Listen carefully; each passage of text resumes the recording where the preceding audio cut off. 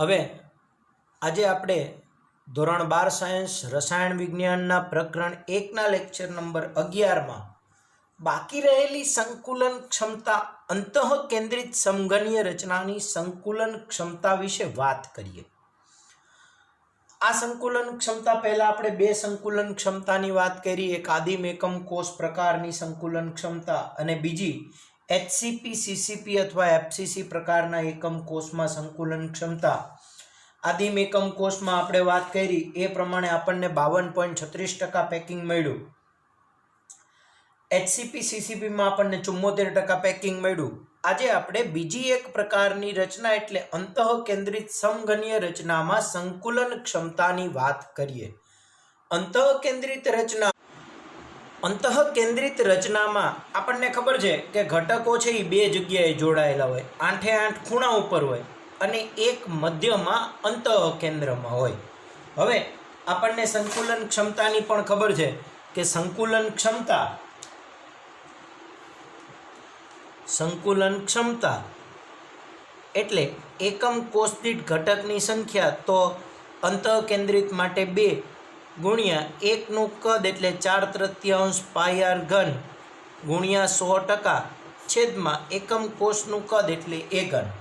હવે આમાં આપણે a અને r વચ્ચેનો સંબંધ લાવવાનો છે, પણ એને આપણે વળી પાછું આપણા આદિમ એકમ કોષ પ્રકારની રચનાની જે વાત કરતા હતા એવો એક એકમ કોષથી ભણીએ। આપણો એક ડબ્બો છે ને આપણે એકમ કોષ ધારીએ અને એમાં ભણીએ તો અંતઃકેન્દ્રિત એકમ કોષ હોય એટલે આપણને ખબર છે કે એની અંદર ઘટક કણ છે એ 8 ખૂણા ઉપર અને અંદર મધ્યમાં અહીંયા વચ્ચે એક હોય છે। તો અંતઃકેન્દ્રિત એકમ કોષમાં 8 ઉપર અને મધ્યમાં એક પરમાણુ હોય છે। હવે આપણે ખૂણાના પરમાણુની વાત કરીએ અને સમજીએ। માનો કે આ ઉપરનો ખૂણો, આ ઉપરના ખૂણાને આપણે A કહી દઈએ અને આ બાજુનો નીચેનો ખૂણો આને આપણે B કહી દઈએ। તો A થી B તરફ એટલે આ રચનાને સમજીએ, A થી B તરફ, તો જો A થી B તરફ આપણે અહીંયા આમથી આમ જઈએ, A થી B એટલે આ લાઈનનો જો વિચાર કરીએ કે A પરમાણુથી B પરમાણુ તરફ જાઓ તો અહીંયા પણ એક ગોળો હોય, એક અંતઃકેન્દ્રમાં ગોળો હોય અને એક નીચે હોય, નીચેનો પરમાણુ, મધ્યનો પરમાણુ અને આ ખૂણાનો પરમાણુ, આ ખૂણાનો પરમાણુ વચ્ચે આ મધ્યમાં પરમાણુ અને આ નીચેનો પરમાણુ। તો અહીંયાથી અહીંયા વચ્ચેનું અંતર આના કેન્દ્રથી આના કેન્દ્ર તરફ જતા આ અંતઃસ્થ વિકર્ણનું અંતર 4 વખત r થાય, કારણ કે અહીંથી આનું r વળી પાછો આ આખો પરમાણુ એટલે 2r અને ત્યાંથી r એટલે 4 વાર r થયું। હવે સમજો, હું તમને રફમાં સમજાવતો જાઉં કે અંતઃસ્થ વિકર્ણ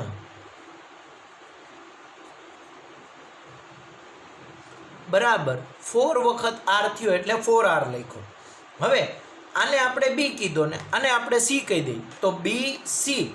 હવે આ b ઘટક આવ્યો આપણો, આ b ઘટક, આને આપણે c કહી દઈએ અને આને આપણે d કહી દઈએ તો BCD માં હવે b થી c એટલે આનો વર્ગ વત્તા આનો વર્ગ બરાબર આનો વર્ગ થાય। હવે આ વર્ગ શું કરવા જરૂરી છે સમજો, તો અહીંયા આપણને એક r આ અંતઃસ્થ વિકર્ણની ખબર છે, આના બરાબર 4r થાય। હવે એના માટે આ એકમ કોષ તો r છે જ, તો આ પોઈન્ટને આપણે c કહી દઈએ, આ આપણો a થયો। તો ACB જ્યારે લઈશું, ACB લઈએ તો AC² બરાબર AB² પ્લસ BC² થાય। આ AC નો વર્ગ બરાબર આ AC નો વર્ગ વત્તા BC નો વર્ગ થાય, આ રીતે લઈએ એટલે।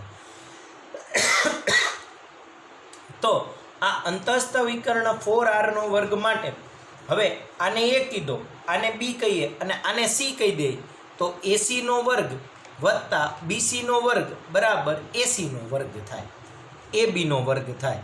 તો એના માટે લખીએ AB² બરાબર BC² વત્તા AC², આનો વર્ગ। હવે AB એટલે આપણો 4r આખા કૌંસનો વર્ગ બરાબર BC એટલે RUE થયું અને AC એટલે આપણા એકમ કોષની ધારની લંબાઈ એકમ કોષની ધારની લંબાઈ એ સ્ક્વેર થઈ ગયું વત્તા બીસી સ્ક્વેર થાય.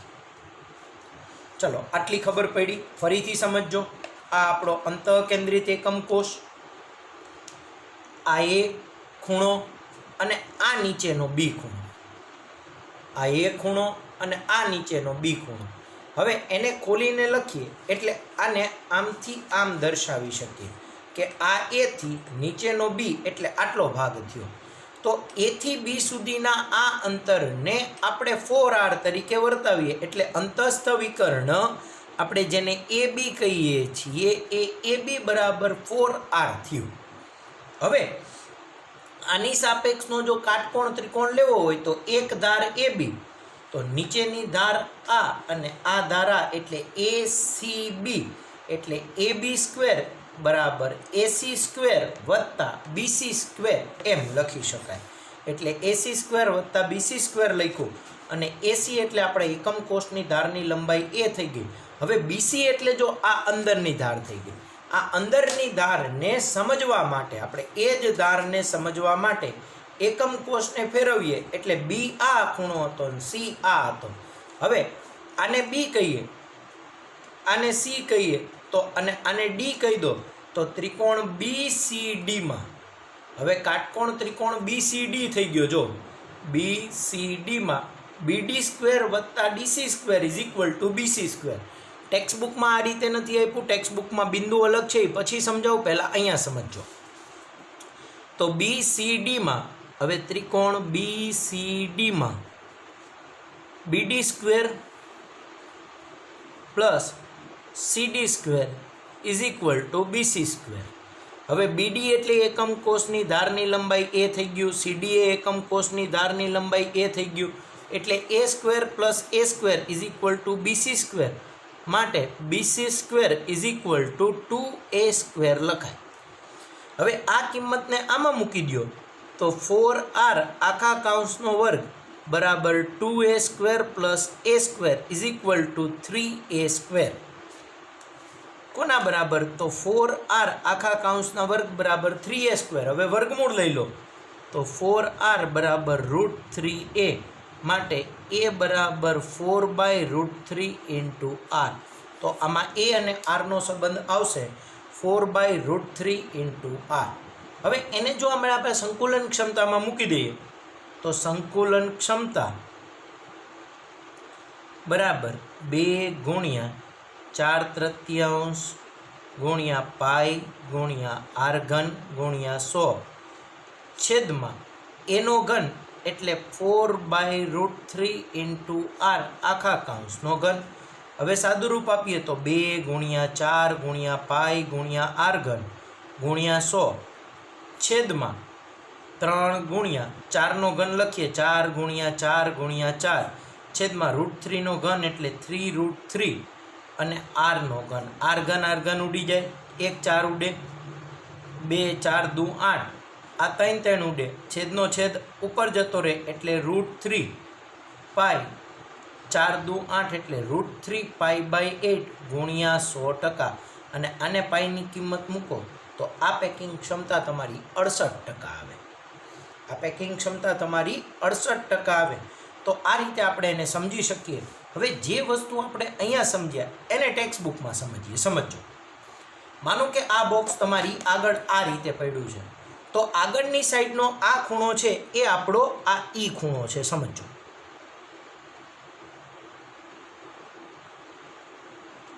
આગળની સાઈડનો જે ખૂણો છે એ ખૂણો આપણો ઈ છે. હવે એક ત્રિકોણ EFDમાં કીધું છે. EFDમાં FD square is equal to EF square વત્તા ED સ્ક્વેર. તો EFD વાળું સમજીએ. અહીંયા સમજો કે ત્રિકોણ EFDમાં ટેક્સ્ટબુક પ્રમાણે સમજીએ તો EF square plus ED square is equal two FD square. હવે EF એ આપણું એ છે, આ એ આપણું એ છે અને FD તરીકે બી ધારી લીધું છે એટલે બી સ્ક્વેર એટલે 2A square is equal to B square થાય. પછી બીજો ત્રિકોણ કીધો છે ટેક્સ્ટબુકમાં AFDમાં. હવે જો એ આપણો ઉપરનો ખૂણો અહીંયા દર્શાવ્યો હોય, આ ખૂણો એ છે આ એફ છે અને આ ડી છે, તો એ એફ ડીમાં વિકર્ણ આપણો એ એફ બનશે, એટલે એ એફનો square is equal to AD square વત્તા એફ ડી સ્ક્વેર. એડી આપણી એકમ કોષની ધારની લંબાઈ એટલે એ સ્ક્વેર વત્તા એફડી એટલે બી સ્ક્વેર, અને એફ માટે સી ધારી લીધું એટલે સી સ્ક્વેર. હવે બી સ્ક્વેરની કિંમત તમે મૂકો તો સી સ્ક્વેર બરાબર A square plus 2a square is equal to 3a square. તો સી ઇઝ ઇક્વલ ટુ લખાય √3a.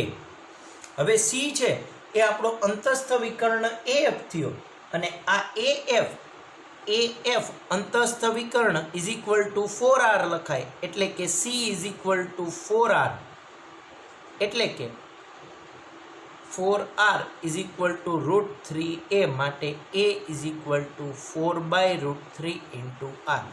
જે આપણે અહીંયા સમજ્યા હતા એ જ આપણે અહીંયા લાવી શકીએ છીએ. ટેક્સ્ટ બુકમાં આ રીતની સમજણ આપી છે, આપણે આ રીતે સમજ્યા. હવે આને લખીએ કે અંતઃકેન્દ્રિત એકમ કોષ રચનામાં એકમ કોષ દીઠ 2 ઘટક હોય છે.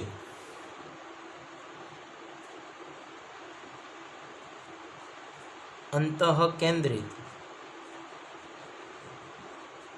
એકમ કોષ રચનામાં એકમ કોષ દીઠ ઘટકની સંખ્યા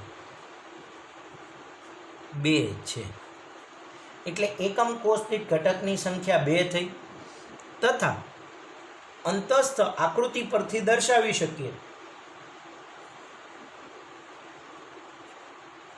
આકૃતિ પરથી આ આકૃતિ દોરવાની, દર્શાવતા અંતઃકેન્દ્રનો પરમાણુ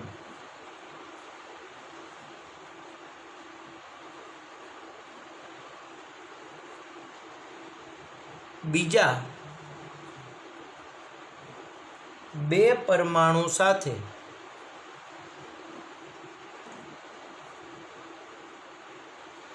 વિકર્ણ સ્વરૂપે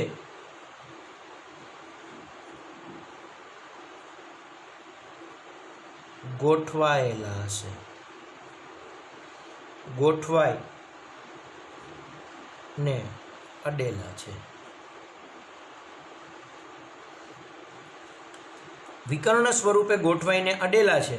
હવે આપણે 2 ત્રિકોણની વાત કરીએ કે ત્રિકોણ EFDમાં, નીચેનો ત્રિકોણ જે હતો એ EFDમાં આપણે લખીએ કે FD square is equal to EF square વત્તા ED સ્ક્વેર. હવે FD માટે બી ધાર્યું એટલે B square is equal to A square plus A square is equal to 2a square. આને સમીકરણ નંબર 1 આપી દઈએ માનો. હવે ત્રિકોણ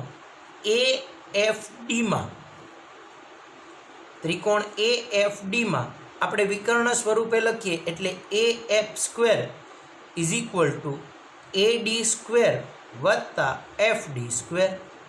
હવે AF સ્ક્વેર એટલે કે C square is equal to A square plus B square. B સ્ક્વેરની કિંમત મૂકો એટલે કે A square plus 2a square is equal to 3a square. તો માટે લખી શકાય કે C square is equal to 3a square, માટે C is equal to √3a થાય. સી બરાબર શું લખાય તો √3a. અને આ અંતઃવિકર્ણ છે કે અંતઃવિકર્ણ AF એટલે કે સી ની લંબાઈ 4r થાય. દર્શાવવું હોય તો દર્શાવાય કે અંતઃવિકર્ણમાં 4 ગોળા એકબીજા સાથે અડેલા છે એટલે એની લંબાઈ 4r લખી શકાય, એટલે 4r થાય. માટે કારણ કે ત્રણેય ગોળા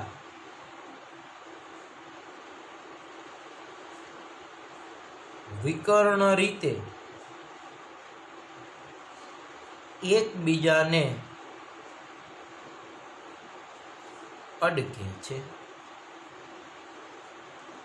હવે વિકર્ણ રીતે એકબીજાને અડકે છે એટલે વિકર્ણની લંબાઈ સી ઇઝ ઇક્વલ ટુ આપણે 4r લખીએ તો સી બરાબર √3a તો હતું જ, માટે √3a is equal two 4r, માટે a બરાબર 4/√3 ઇન્ટુ r લખાય. તો a અને r નો સંબંધ આપણને મળશે a is equal two 4/√3 into r. a અને r ના સંબંધમાં આપણને મળશે a is equal two 4/√3 into r. તો a અને r નો સંબંધ a is equal two 4/√3 into r મળ્યો. હવે આની સાપેક્ષે આપણે સંકુલન ક્ષમતાની વાત કરીએ અને એકમ કોષ દીઠ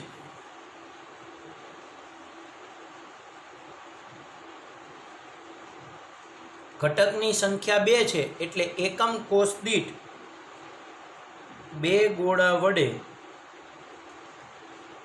રોકાયેલું કદ બરાબર 2 ગુણ્યા 4/3 પાઈ r ઘન જેટલું થશે. તો 2 ગોળા વડે રોકાયેલું કદ 2 ગુણ્યા 4/3 પાઈ r ઘન ઉપરથી આપણે લખી શકીએ કે પેકિંગ ક્ષમતા અથવા સંકુલન ક્ષમતા બરાબર એકમ કોષમાં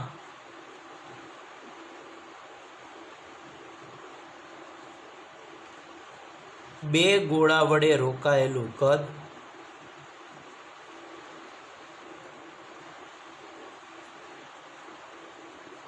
ગુણ્યા 100% છેદમાં એકમ કોષનું કદ.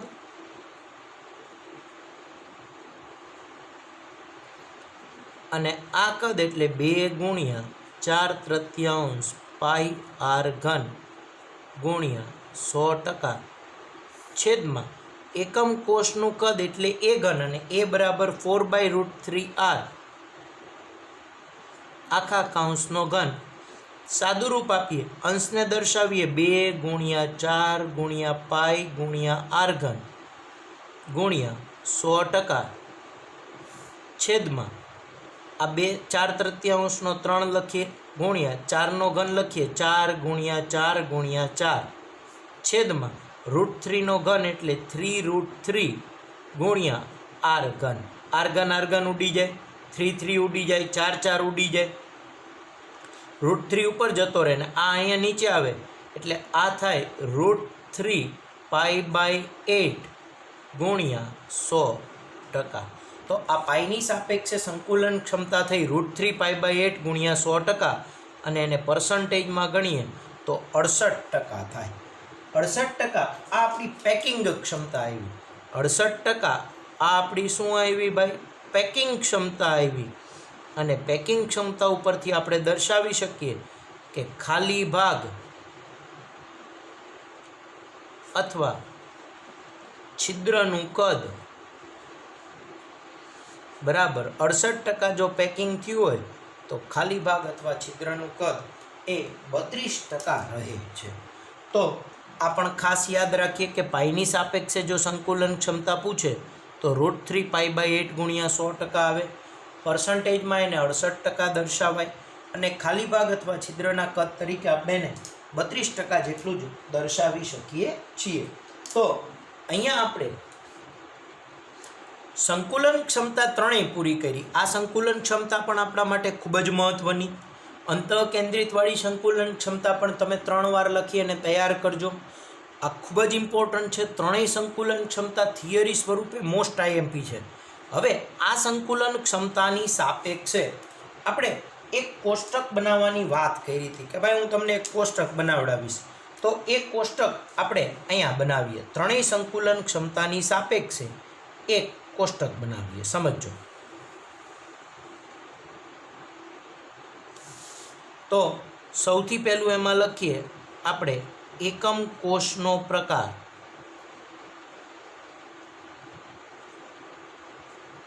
કયા પ્રકારનો એકમ કોષ છે?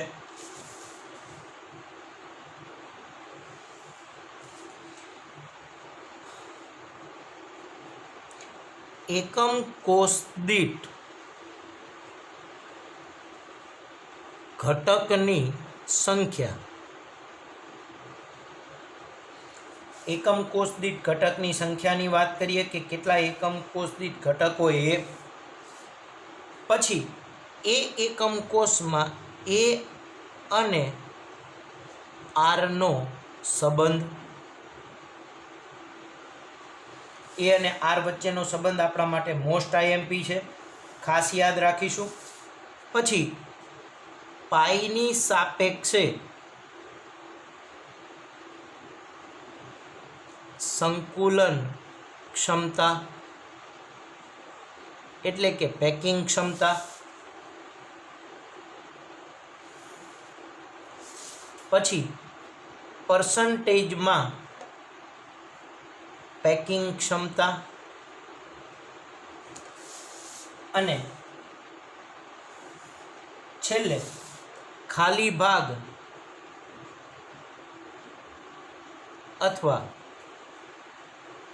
છિદ્રનું કદ.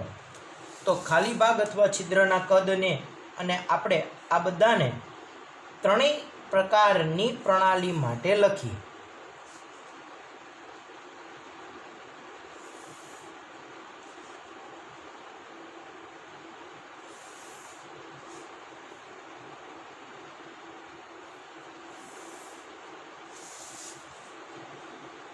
અને આપણે ત્રણેય પ્રકારના એકમ કોષ માટે લખીએ. તો સૌથી પહેલો એકમ કોષનો પ્રકાર આપણે લખીએ આદિમ એકમ કોષ અથવા સાદો ઘન રચના, જેમાં એકમ કોષ દીઠ ઘટકની સંખ્યા 1 થાય. લાસ્ટમાં ભણ્યા હતા એ અને આરનો સંબંધ એ ઇઝ ઇક્વલ ટુ 2r થાય. એની પેકિંગ ક્ષમતાની પણ વાત કરી હતી, તો પાઈની સાપેક્ષે π/6 ગુણ્યા 100% થાય. પર્સન્ટેજમાં આપણે વાત કરી 52.36%, એટલે કે 52.4%. અને ખાલી જગ્યાનું કદ એટલે કે 47.6% જેટલું કદ ખાલી રહે છે. આની આપણે વાત કરી. પછી બીજો પ્રકારનો એકમ કોષ આપણે અંતઃકેન્દ્રિત લઈ લઈએ.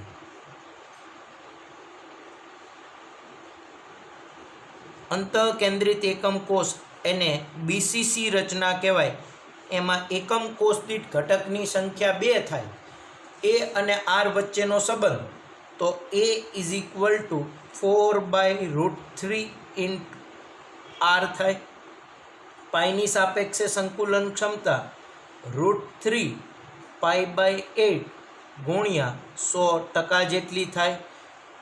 પેકિંગ ક્ષમતા એની 68% થાય અને ખાલી ભાગનું કદ એમાં 32% થાય. એટલે કે જો કોઈ પણ રચના આપણે અંતઃકેન્દ્રિત જેવી ગોઠવી હોય, કોઈ પણ રચના આપણે અંતઃકેન્દ્રિત જેવી ગોઠવી હોય તો એમાં 68% જેટલું પેકિંગ થાય અને ખાલી જગ્યા છે એ 32% વધે. અને ત્રીજી હતી એ ફલક કેન્દ્રિતની વાત કરીએ, ફલક કેન્દ્રિત, એને એફસીસી, સીસીપી અથવા તો એચસીપી રચના તરીકે લખ્યું, જેમાં એકમ કોષ દીઠ ઘટકની સંખ્યા 4 થાય. એ અને આર વચ્ચેના સંબંધની પણ આપણને ખબર છે કે એમાં એ અને આર વચ્ચેનો સંબંધ હતો એ ઇઝ ઇક્વલ ટુ 2√2 r. એ અને આરનો સંબંધ હતો એ ઇઝ ઇક્વલ ટુ 2√2 r. પાઈની સાપેક્ષે સંકુલન ક્ષમતા હતી π/3√2 ગુણ્યા 100%. પાઈની સાપેક્ષે એની સંકુલન ક્ષમતા હતી π/3√2 ગુણ્યા 100%. એને પર્સન્ટેજમાં ગણ્યું તો આપણને પર્સન્ટેજ પેકિંગ ક્ષમતા મળી 74% અને ખાલી ભાગ અથવા છિદ્રનું કદ મળ્યું 26%. આ સંબંધ એ અને આરનો સંબંધ ઘણી બધી વખત દાખલા ગણવા માટે ઉપયોગી છે. જે દાખલા તમારા JEE નીટ લેવલની એક્ઝામમાં પૂછાય છે એવા દાખલા ગણવા માટે આ એ અને આરનો સંબંધ આપણા માટે બહુ જ મહત્ત્વનો છે. એવા દાખલા પણ આપણે આ એ અને આરના સંબંધી ગણીશું. આટલી વસ્તુને ખાસ યાદ રાખીએ. આ MCQમાં પૂછાય છે. આ જે ભાગ છે એ ખાસ યાદ રાખીએ, આ ભાગ MCQમાં પૂછાય છે. એ અને આરનો સંબંધ દાખલા ગણવા માટે ઉપયોગી છે. અને આટલું જો તમને આવડતું હોય તો તમે આ પ્રશ્ન પણ એ જ રીતે જોવો છો કે પહેલાં એકમ કોષ દીઠ ઘટકની સંખ્યા લખી, એ અને આરનો સંબંધ મેળવો, પાઈની સાપેક્ષે સંકુલન ક્ષમતા મેળવી, પર્સન્ટેજ મેળવો અને કાલી ભાગ મેળવો. તો ત્રણેય પ્રશ્નોનું રિવિઝન પણ તમે આના ઉપરથી કરી શકો છો. તો અહીંયા આપણા અતિ મહત્ત્વના 3 પ્રશ્ન સંકુલન ક્ષમતાના પૂરા થયા. પહેલી સંકુલન ક્ષમતા આપણે આદિમ એકમ કોષ ભણ્યા, બીજી FCC HCP ભણ્યા અને ત્રીજી આજે અંતઃકેન્દ્રિતવાળી રચના ભણી અને ત્રણેય પેકિંગ ક્ષમતાની વાત અહીંયા આપણે આજે પૂરી કરીએ છીએ. મોસ્ટ IMP ક્વેશ્ચન છે. ખાસ 2-2, 3-3 વખત લખી અને યાદ રાખવાનો પ્રયત્ન કરો અને યાદ રાખો.